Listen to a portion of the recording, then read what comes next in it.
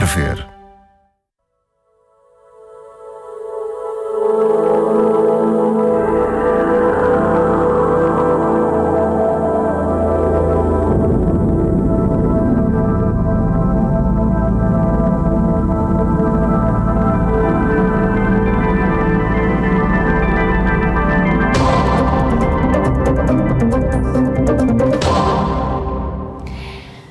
Bom dia, bem-vindo a mais um programa da Aliança Evangélica Portuguesa. Já que na passada sexta-feira celebramos o Dia dos Namorados, hoje vamos falar sobre a família, em especial o casamento e a forma como o casal pode resistir às crises de valores e socioeconómicas que nos rodeiam.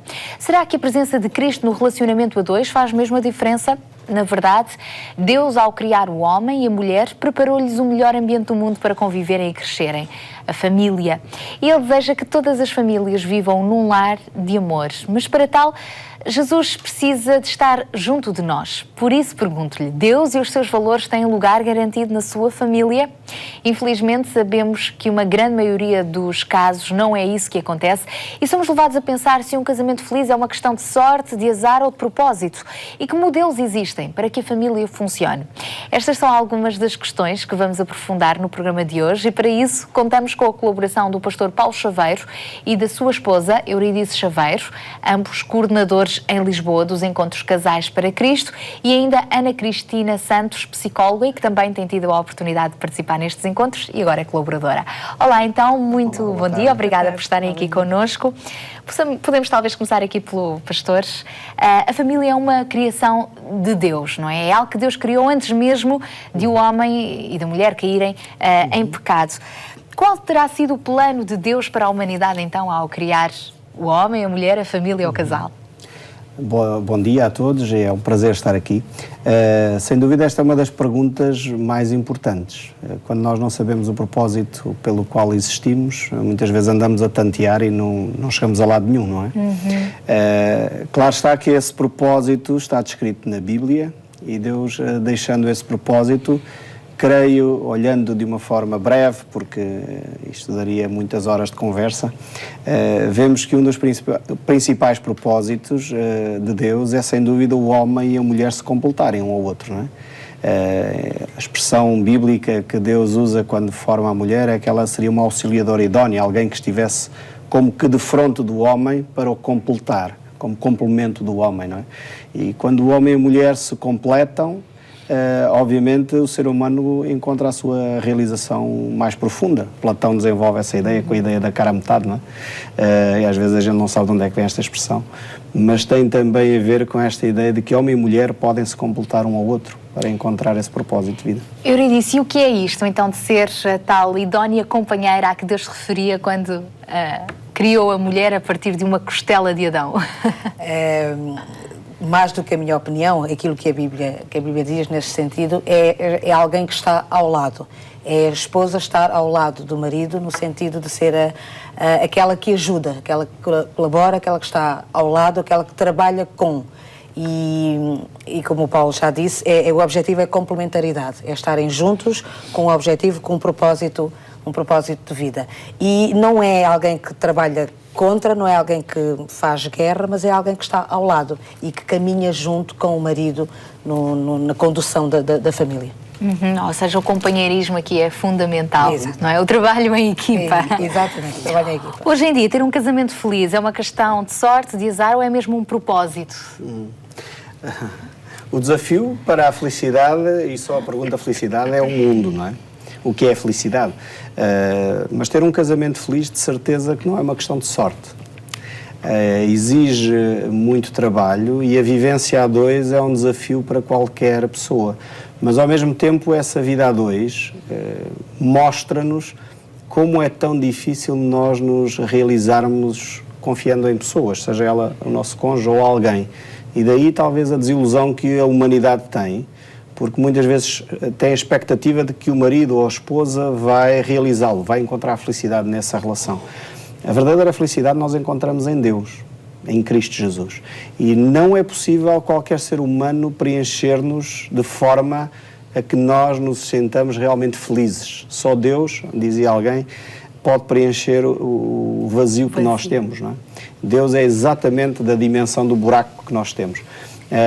Então, o casamento pode encontrar a felicidade na medida em que os dois elementos do casal se aproximam de Deus e percebem a necessidade de cada um de se encontrar e de se relacionar com Deus.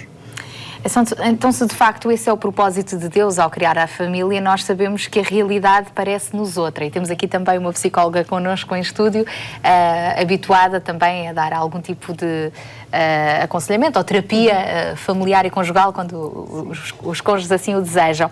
Normalmente, quais são as principais razões que levam os casais a procurá-la e a perceber que ali há qualquer coisa que não está bem? Ou até mesmo antes de a procurarem, já há indícios de que, de facto, há arestas a limar, não é?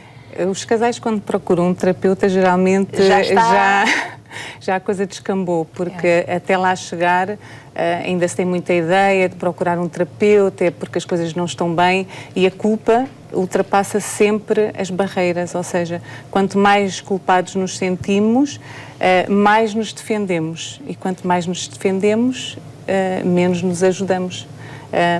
E nesse sentido, quando o casal vem, já é porque já não têm nada um com o outro, não se identificam um com o outro, estão naquela fase da acusação para diminuir a culpa de cada um, porque eu acuso mais quando me sinto mais culpado, e muitas vezes vêm, se não na maioria, porque têm filhos e pelos filhos querem tentar mais uma vez.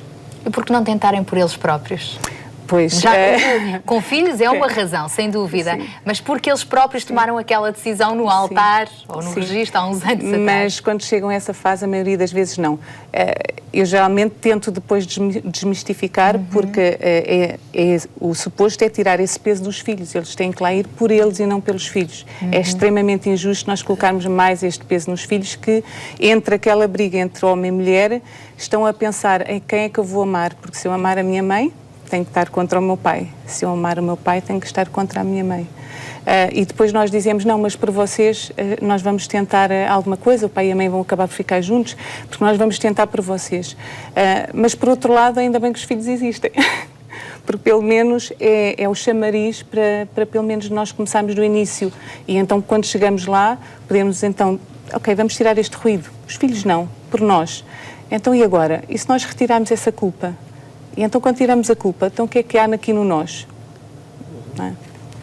É interessante aqui a nossa psicóloga em estúdio, ela focou a questão de quanto mais se queixam da outra pessoa, quanto mais acusações têm contra o outro, é porque também maior é o peso da culpa. Também na sua experiência, pastor, como conselheiro de casais, no âmbito do aconselhamento cristão, é essa também a perspectiva que tem? Muitas vezes o problema é o eu, e não o ele ou ela. Isso sem dúvida. A maioria dos problemas é o eu.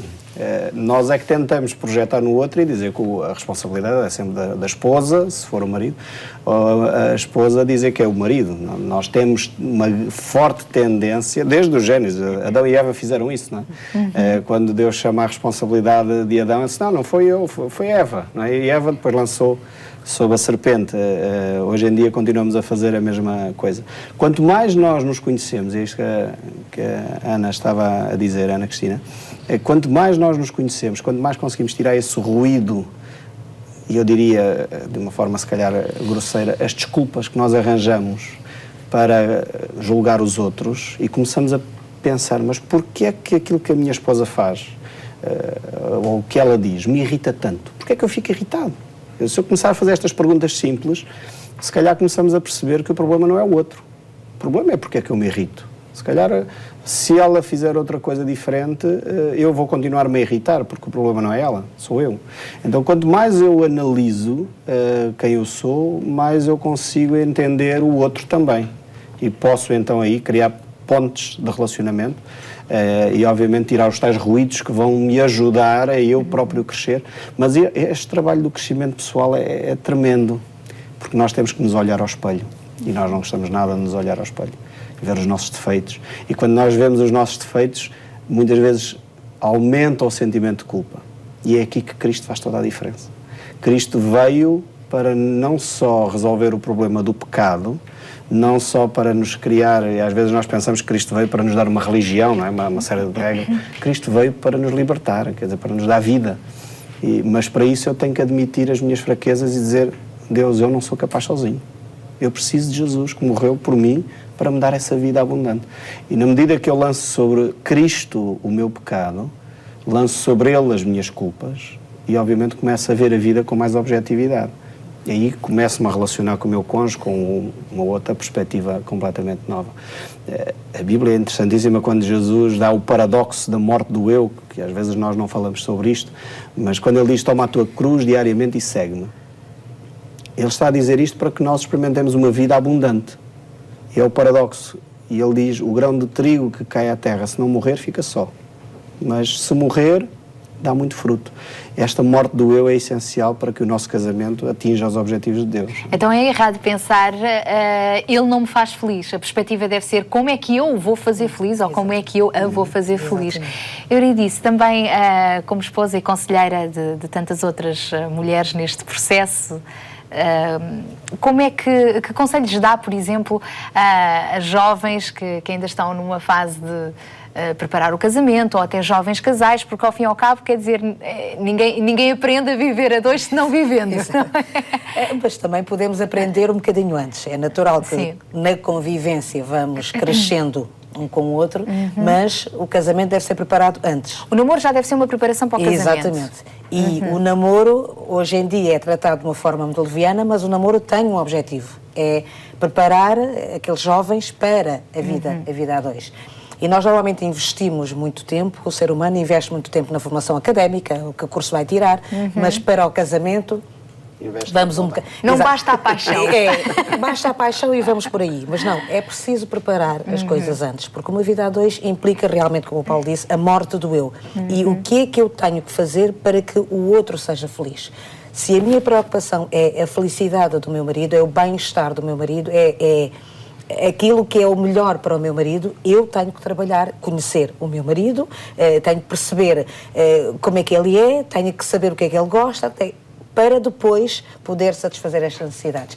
E claro que eu sozinha não consigo, eu preciso da ajuda de Deus, porque eu também tenho os meus defeitos e quando entram em choque é uma grande dificuldade. Necessidades, não só defeitos. Exato, meus defeitos, as minhas necessidades. E também quero as minhas necessidades satisfeitas, mas eu tenho que procurar satisfazer as necessidades do meu marido. Aí é que Cristo faz a diferença, porque Cristo, ao suprir as minhas, eu tenho aí a capacidade para suprir as do meu marido. Que conselho é que eu dou às jovens que estão a pensar em casar? Olha para as necessidades do teu futuro marido. Conhece bem o teu futuro marido e procura satisfazer as suas necessidades. Percebe bem quem tu és, porque ao perceber quem tu és, tu vais poder transpor a barreira das tuas próprias necessidades. E aí podes depois ser a auxiliadora idónea que Deus quer que tu sejas. Isso é só um. Há conselhos, há muito, por isso é que nós temos 14 ou 16 sessões para preparar. Nós fazemos um curso de preparação para o casamento, são 14 sessões, portanto, se tiverem curiosidade, poderão entrar em contato. Exatamente. Muito bem. Ana Cristina, também é interessante, aqui foi tocado num aspecto que é quando partimos para um relacionamento, temos também, e quando já estamos nele, temos necessidades diferentes. Portanto, o homem é o homem, a mulher é a mulher, juntam-se, passam os dois a serem uma só carne, mas partem para um relacionamento com uma herança familiar diferente, enfim, personalidades diferentes e por aí fora. Para acrescentar isto, muitas vezes o homem tem tendência a ter necessidades diferentes das mulheres, não é? Como conjugar tudo isso? Qual é a maior necessidade, mesmo em termos de psicologia e o estudo que é feito em torno disso, quais são as principais necessidades do homem e da mulher e que é importante estar atento a isso? É importante percebermos que são duas pessoas diferentes. Até em termos científicos, sabe-se perfeitamente que são cérebros diferentes. Um é mais emocional, outro é mais racional. Até a textura, o tamanho do cérebro é diferente. E muitas piadas já se fizeram até a esse Os homens conseguem estar na caixa do nada sem pensar em nada e a mulher em mil coisas ao mesmo tempo. Mas é interessante. Eu até vou citar este livro, que é de 6 metáforas para um casamento feliz, em que o autor fala sobre exatamente as necessidades, está a falar de cada um. na origem do homem e da mulher, não é? Nós somos crentes e acreditamos nas nossas origens em Adão e Eva, não é? Na origem, o homem foi criado do pó da terra. Não é? O homem é mais realista, é mais pés-assentes, é organizador do geral, não é? A mulher é mais intuitiva, é mais do pormenor, foi tirada da costela do Adão, não é? É a carne da minha carne, do osso dos meus ossos, não é? E ela vê o interior do marido ou do companheiro como ele não se consegue ver, não é? E então eles complementam-se. Repare, é interessante porque diz-se muito, as mulheres falam muito, e para resumir eles dizem, não, e é verdade, quando estou em sessão, geralmente a esposa tem muita necessidade de falar e tem que explicar todo o contexto e tudo o que aconteceu. Mas tem de gerir aquela hora para dar para todos. E ele às vezes passa para ele porque ele consegue resumir, mas resumindo isto portanto, ele tem esta capacidade que nós não temos, nós precisamos de contar todos os pormenores. E a complementariedade funciona. Quando cada um tenta ser o outro, não funciona. Exato. Muitas vezes as crises no casamento são também sequência de uma relação mal começada, não é?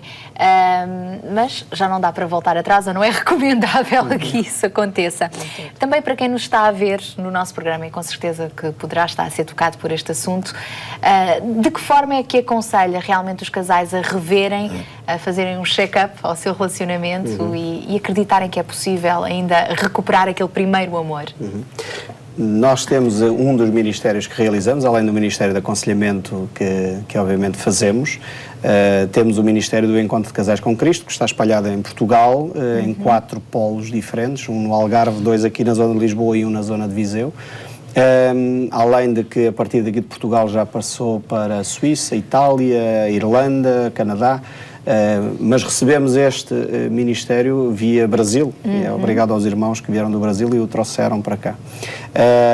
Mas esse fim de semana, sem dúvida, funciona como uma catapulta para ajudar os casais a fazer, sem dúvida, uma autoanálise. Não é só para casais que estão em crise. Alguns casais pensam, eu só vou enquanto casais quando tiver um problema. Não, há casais que, estando bem, podem ir para... Mas também se tiverem um problema é boa ideia irem. Se tiverem problema, podem ir, mas não é só para quem tem problemas. Tem ajudado muitos casais que têm problemas e nós editámos um pequeno folhetozinho só para dar algumas informações, porque não podemos dar muita coisa, porque é surpresa esse fim de semana. Não é? Quem vai depois não pode partilhar. Não convém partilhar muita coisa, porque senão estraga o fator surpresa. Exato. Mas uma das declarações do que um casal fez quando esteve connosco, e talvez das declarações que mais me marcou, foi um casal dizer que eu fui ao encontro de casais e para esse casal o fim de semana foi a melhor experiência que ela teve depois do nascimento dos filhos. E para mim isto é fantástico quando percebo, acho que é um elogio tremendo para a equipa, porque é uma equipa muito grande, de cerca de 30 a 40 casais que trabalham para esse fim de semana a acontecer. Não somos só nós, obviamente, é uma equipa fantástica que trabalha, mas Deus utiliza de facto este fim de semana para levar os casais a perceber que há esperança. Em Cristo Jesus é possível as coisas serem diferentes. Agora, o ideal é a prevenção. Se as pessoas começam a denotar algumas dificuldades no relacionamento, é ótimo poderem ter a hombridade de não chegar só quando já estão em cacos, porque às vezes é muito difícil colar os cacos. Então, se a pessoa começa a denotar que há ali, começámos mal, ainda esta semana estava a falar com um casal, estão juntos, ambos divorciados, passaram pela dificuldade de um divórcio, ninguém se divorcia porque quer, mas trazem feridas. Mas juntaram-se essas duas pessoas e eu perguntei, que acompanhamento é que tiveram? Que análise é que vocês fizeram de cada um das vossas feridas? Ainda não pensámos nisto. Então, vamos pensar. Daqui a uns tempos vocês vão começar a magoar-se um ao outro sem querer. Não é esta a intenção. As pessoas quando se casam, casam-se para ser felizes. Mas não o são porque muitas vezes não têm a coragem ou não perceberam que é preciso um apoio de alguém externo, mais isento, mais preparado. Também é preciso ter cuidado, convém trabalhar com pessoas que sabem o que estão a fazer, porque às vezes prejudicam mais do que ajudam, para autoconhecer-se, para não ter que ferir o outro. E isto é um processo importante e longo, que leva algum tempo a acontecer. Euridice, e o papel da oração na família? Claro que não é só a mulher que tem de orar, o homem também, mas o papel da oração. E orar é falar com Deus, não é? Para quem achar que, como é que eu oro? Falar com Deus. Não só a oração, que é realmente comunicar com Deus, mas uma espiritualidade mais abrangente. E o que é que eu quero dizer com isso? É que a família, o marido, a esposa, os filhos, caso haja, procurem uma vida espiritual. Lendo a Bíblia, conhecendo o que é que Deus quer, qual é o projeto de Deus para a família, conhecendo a Bíblia e também, naturalmente, orando. E isso faz parte de um processo que tem que acontecer em cada um individualmente, cada um dos elementos da família individualmente, mas depois no geral. A família tem que procurar um espaço para deixar a televisão, deixar tudo o resto e separar um tempo para estar com Deus, para estarem em comunidade, não o tempo a sós cada um tem, mas depois em conjunto estarem um tempo com Deus. Isso é fundamental, porque é o tempo em que a família compartilha as suas dificuldades, em que cada um fala das coisas boas e das coisas más que estão a acontecer e que a família ora uma pela outra e entrega a Deus as dificuldades e tudo aquilo que a família está a passar. É muito importante e podemos pensar que é uma coisa assim mística. Não, é muito simples. É muito simples. É ler a Bíblia e falar da mesma forma como nós estamos a falar uma com a outra agora, uns com os outros, falar com Deus, porque Deus ouve e responde às nossas necessidades. Ana Cristina, conselhos práticos também para os casais que estão a ver o nosso programa e se sentirem encorajados, até pequenas coisas que devem retomar, pôr em prática, sim. Por exemplo, um dos estressores muito elevado no casal é as tarefas. Coisas tão rotineiras como as tarefas de casa, os compromissos com os filhos, as finanças, são estressores que os separam por quem é que faz o quê. Nós às vezes pensamos, nós esperamos o nosso marido, ele sabe o que é que eu preciso que ele faça por mim. E ele diz, tu não falas, eu também não sei. Não adivinho. Coisas tão práticas e tão simples, as tarefas. Quando voltamos e temos um casal já em completa ruptura, voltamos àquelas coisas tão básicas como quem é que lava a louça, quem é que vai enxugar a louça. Nós pensamos, isto não tem importância nenhuma. Tem muita importância. Atualmente tem muita importância, porque o homem e a esposa saem para trabalhar e levam durante muitas horas a sociedade a dizer tens que fazer isto, tens que fazer aquilo, tens que fazer aquilo outro. E chegam a casa e querem não fazer nada, não é? E de repente querem que alguém faça também alguma coisa por eles. Mas os dois estão cansados. Então se eu eliminar logo isso, de tu tens que fazer isto por mim, não, eu faço isto porque eu te amo e eu vou fazer isto porque eu também te amo. E assim os dois até ficam com mais tempo de qualidade E ficamos com mais tempo de qualidade e nenhum sentiu que era um dever fazer. E financeiramente, tomar decisões juntos? E financeiramente é igual. É tomar decisões juntos previamente. Em todas as áreas. Às coisas acontecerem.